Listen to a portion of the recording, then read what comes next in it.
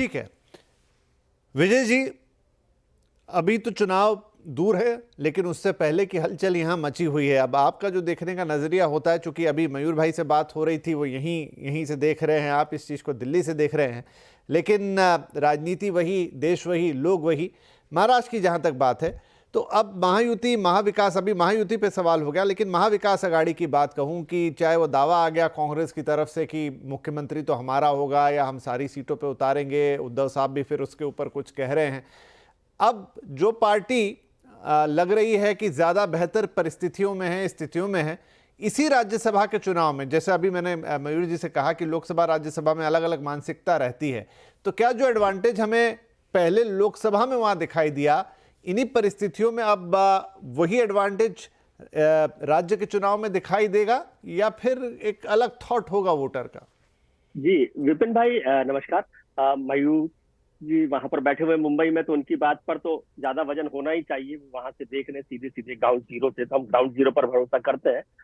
लेकिन आपने जैसे कई बात बिल्कुल टेलीविजन के जीसी स्टाइल में कहा कि लोग वही, चुनाव वही, महाराष्ट्र वही, लेकिन कहानी नई होती है ना। कई बार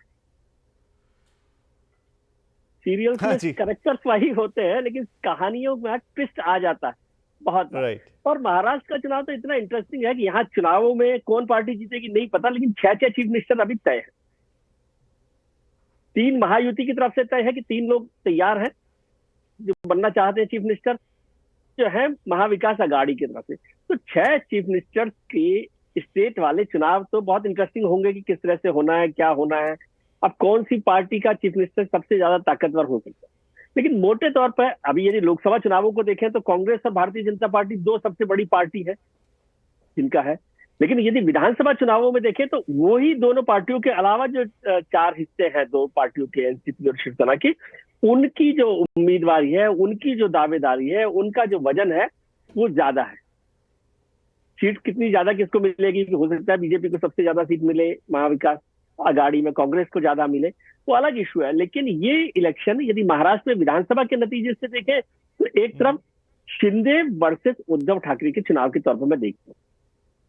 क्या उद्धव ठाकरे जो लोकसभा चुनावों में नहीं कर पाए, वो अपने वोटर को, अपने कार्यकर्ता को, अपने शिव सैनिक को वहां पर साथ ला सकते हैं? क्योंकि यदि अब भी ये मौका एक तरह से आखिरी मौका है शिवसेना के पास, उद्धव ठाकरे साहब के पास, कि वो शिव सैनिकों के साथ इस बात का दावा कर सके कि असली हकदार, असली दावेदार, असली वारिसदार वही है। तो उनकी लड़ाई है।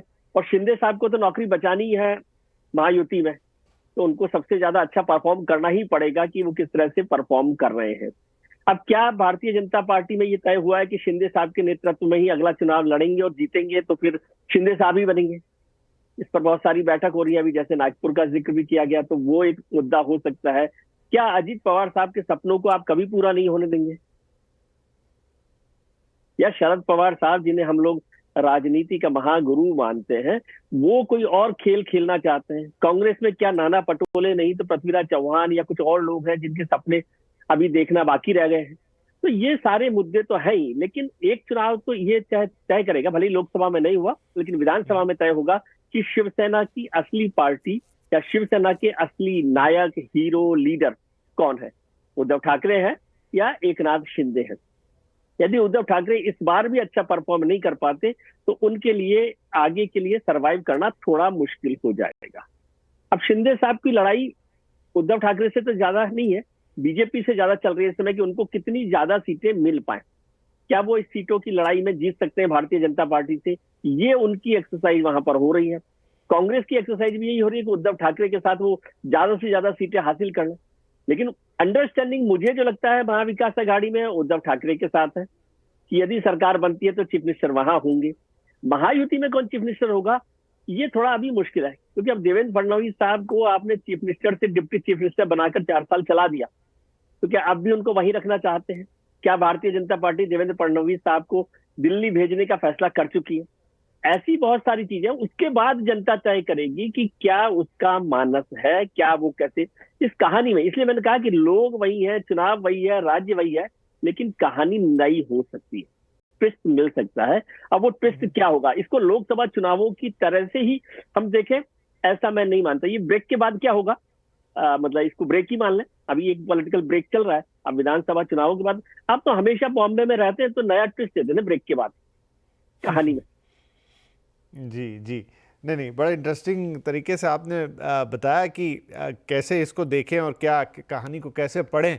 तो संजय जी, ये जो कहानी है वाकई इंटरेस्टिंग है, क्योंकि इसमें इतने जोड़ घटाव हैं, इतने सारे पेच हैं। और ये बात हम तब भी बोलते थे कि जब लोकसभा का चुनाव था कि पूरे देश का प्रेडिक्शन एक तरफ राज्य का, लेकिन महाराष्ट्र के लिए समझ नहीं आ रहा। हालांकि अभी सतीश जी कह रहे, किसी ने कहा था कि क्लियर था यहाँ का कि इसमें एक मत था कि कौन इसमें यहाँ आगे बढ़ेगा पीछे बढ़ेगा रहेगा। खैर, अभी जो आपका हिसाब किताब है, क्योंकि आप एक ट्रेंड दिखाते हैं हमें चुनाव से पहले कि किसका पलड़ा भारी और किसका पलड़ा हल्का, तो अभी क्या कह रहा है, महायुति या फिर अघाड़ी, किसका पलड़ा भारी है? और उसके फिर कारणों में तो हम बातचीत कर ही रहे हैं।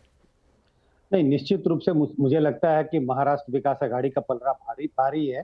लेकिन अगर आप 6 पार्टियों को अलग अलग देखने की कोशिश करें, पार्टियां तो अलग अलग चुनाव नहीं लड़ेंगी, लेकिन सिर्फ अगर नजरिए से चुनाव को विश्लेषण करने के हिसाब से देखें तो इसमें निश्चित रूप से बीजेपी सबसे इस वक्त आगे दिखाई पड़ती है इंडिविजुअल पार्टी के रूप में। लेकिन अगर अलायंस के रूप में देखते हैं तो महाराष्ट्र विकास अघाड़ी निश्चित रूप से आगे है। सवाल यह है कि क्या ये आगे रहेगी, कितनी आगे रहेगी, और महाराष्ट्र में जो युति है वो कितना पिछड़ेगी या कितना आगे निकल सकती है। बहुत कुछ निर्भर करता है हरियाणा के चुनाव के नतीजे कैसे होंगे। अगर हरियाणा के चुनाव में बीजेपी पिछड़ जाती है, हार जाती है, तो बीजेपी पर बहुत दबाव पड़ेगा उनके अपने साथियों का सीट बंटवारे को लेके। मुझे लगता है पहला पड़ाव है सीट का बंटवारा। दोनों पक्षों के बीच में सबसे पहला पड़ाव है सीटों का बंटवारा करना। तो उस पड़ाव को पहले कौन बिना मनमुटाव के पार कर पाता है। इसके बाद दूसरा पड़ाव होता है कि ठीक है, आपको 80 सीटें दी लड़ने के लिए, लेकिन वो 80 सीटें कौन सी होंगी। तो अभी समय बहुत है, बहुत का मतलब 2-3 महीने तो है, महाराष्ट्र के चुनाव में 2 महीने, तो अभी कई चीजें बदलेंगी। इस वक्त मुझे लगता है कि मेरे हिसाब से तस्वीर साफ है, महाराष्ट्र विकास अघाड़ी ने युति पर लीड बनाई हुई है। जी ठीक है। तिवारी जी, अभी जो जिक्र आ रहा था, आपने ही कहा कि उनका ताज़ा बयान देखा जाए, अमित शाह साहब आज यहाँ पर थे और उन्होंने 2029 की बात कर डाली कि तब शुद्ध भाजपा।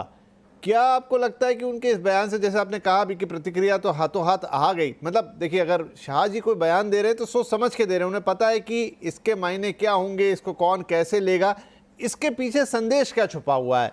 क्या अभी देखिए, अभी तो ये 24 वाला चुनाव है, क्या अभी से वो अपने पार्टनर्स को थोड़ा असमंजस में डाल देना चाहते हैं? और पार्टनर्स ही क्यों, फिर तो शायद वोटर्स को भी वो असमंजस हो जाएगा। तो कैसे समझे उनके इस बयान को? विपिन जी, आजकल कौन पार्टनर कितने घंटे आपके साथ रहता है आप कुछ नहीं कह सकते। पिछले 5 वर्षों में हम लोगों ने महाराष्ट्र की जो राजनीति देखी है, यानी यही एक आध महीने बाद का ही दौर था जब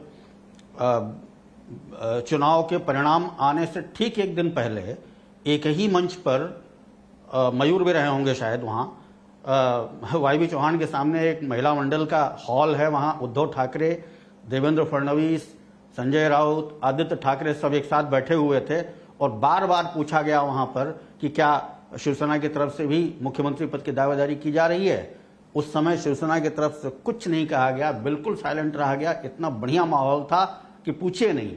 और एक दिन बाद जब रिजल्ट आया तो 2 बजे के बाद उद्धव ठाकरे ने देवेंद्र का फोन उठाना बंद कर दिया। उसके बाद विधान परिषद के चुनाव जब हुए और रात में सारा खेल चलता रहा, सुबह पता चला कि एकनाथ शिंदे सूरत भाग गए। एक दिन दोपहर में आप भोजन करके बैठे होंगे और तब तक खबर आती है कि अजीत पवार के यहाँ से लोग जा रहे हैं शपथ लेने के लिए।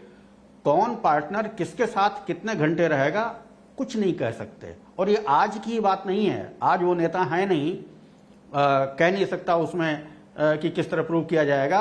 1999 में मैंने प्रमोद महाजन से जिसे सवाल किया तो उस समय लोकसभा चुनाव और विधानसभा चुनाव एक ही साथ हो रहे थे महाराष्ट्र में, और उस समय पूरी जिम्मेदारी गोपीनाथ मुंडे पर डाल दी थी महाजन जी ने।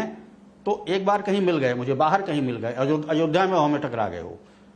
लोकसभा चुनाव हो गया था और विधानसभा भी हो गया था यहाँ पे, वो दूसरी जगह का प्रचार कर रहे थे। तो मैंने पूछा कि किसकी सरकार बनने जा रही है। उनके शब्द थे कि जिन दो पार्टियों को मिला करके 145 की मैजिक फिगर मिल जाएगी उसकी सरकार बन जाएगी। मुझे वो आश्चर्य हुआ। मैंने कहा ऐसा कैसे हो सकता है, क्या कांग्रेस एनसीपी और भाजपा मिल सकती? बोले मिल सकती है। शिवसेना, यानी उस समय भी शिवसेना और भाजपा की ही सरकार बनेगी, इसको लेकर के प्रमोद महाजन पूरी तरह निश्चित नहीं थे। आज की डेट में आपका रिजल्ट आएगा, रिजल्ट आने के बाद कौन सा छोटा फैक्शन किसके साथ चला जाएगा। अरे छोड़िए, मान लीजिए किसी एक पार्टी के 10 विधायक आए, उन 10 में से भी 5-6 अलग होकर के बोल सकते हैं कि हम इनके साथ नहीं हैं। कुछ भी किया, कुछ भी हो सकता है। रही बात यह कि तैयारियों की, विधानसभा मतलब चुनाव, विधानसभा का चुनाव है, लोकसभा का चुनाव नहीं है। और अभी हमसे पहले जो पैनलिस्ट ने जो बात कही, यहां महाविकास आघाड़ी से सिर्फ 0.5% वोट के मामले में कम रही है महायुति। और वो ये बात ध्यान में रखनी चाहिए हमें कि जो मुद्दे संविधान बदलने के थे या आरक्षण खत्म करने के थे, वो मुद्दे केंद्र से संबंधित थे।